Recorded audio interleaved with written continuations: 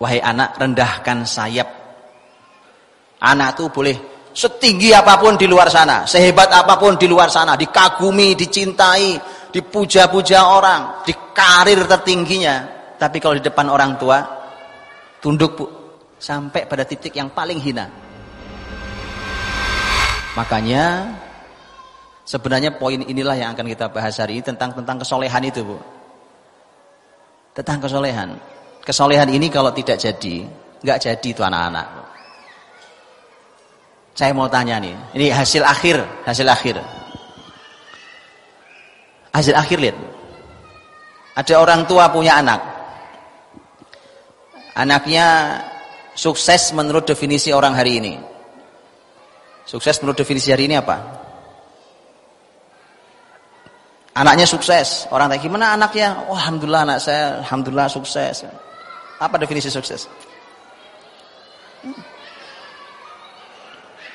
Anaknya punya pekerjaan, sudah punya rumah sendiri, sudah punya kendaraan sendiri, dan ini sudah ngirimi uang orang tuanya. Qadarullah suatu hari itu anak jadi anak durhaka begitu dia nikah.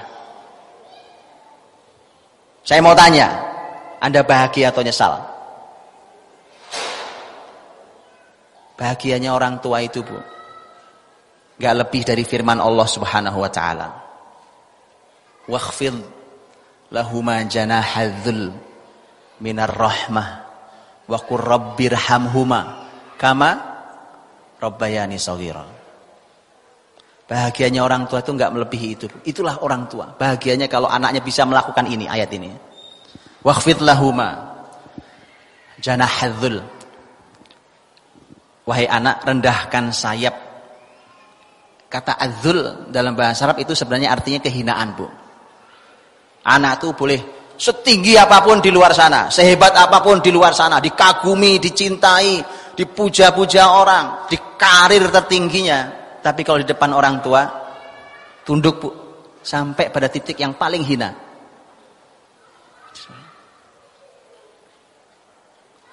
Mungkin orang tuanya cuma lulus SD bu.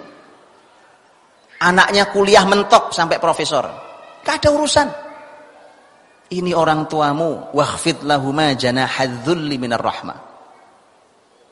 Rendahkan sayapmu, kan ibu tahu kalau burung elak melebarkan sayapnya. Gagah luar biasa, bu. Tapi begitu di hadapan orang tuanya, kalau seorang anak dia harus tutup sayapnya. Nggak ada Anda bicara tentang kepakan sayap yang lebar yang luar biasa. Allah mengatakan sayap. Janahadzulli minar rahmah. Dan harus dicampur dengan ar-rahmah, penuh kasih, penuh sayang pada orang tuanya.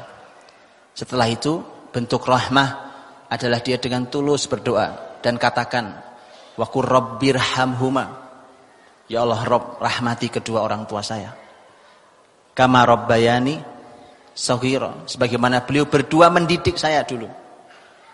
Kata rabbayani dari kata tarbiyah. Lihat bu, Anda tahu ini anak bakti bukan? Anak bakti. Inilah bahagianya orang tua. Betul apa tidak? Bahagia orang tua. Anda punya anak 4. Yang satu bawain makanan macam-macam, yang satu bawain emas, perak, apa saja. Ada satu anak yang paling bakti. Mana yang paling cintai orang tuanya? Paling bakti. Itulah kenapa kalau kita gagal mensolehkan, membuat soleh generasi ini, gagal pendidikan kita, menyesal di usia tua. Jangan salah itu.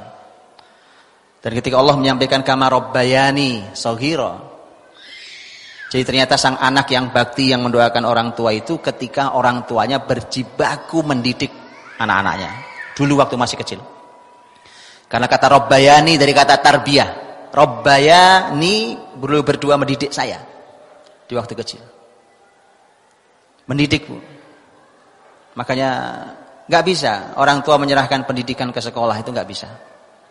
Anda yang harus didik sendiri. Anda yang didik sendiri. Sekolah itu terbatas, apalagi kalau di kelas anaknya ada sekian banyak orang. Gurunya 1-2 orang. Fokus guru kan juga nggak satu. Banyak fokusnya. Orang tua lah yang di rumah mendidik itu. Rabbayani. Kalau Anda didik dengan baik, Anda berhak mendapatkan bakti anak di kemudian hari.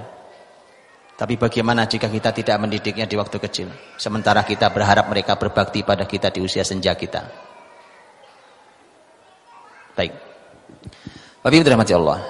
Tapi bicara tentang kesolehan anak, bicara tentang keberhasilan mereka, keselamatan mereka dunia akhirat itu, sesungguhnya semua berawal dari kesolehan orang tuanya. Judul besar kita hari ini kan sebenarnya itu, bahwa keberhasilan, kebesaran, kesolehan anak-anak itu sebenarnya hanya merupakan hasil cerminan refleksi dari kesolehan para orang tuanya.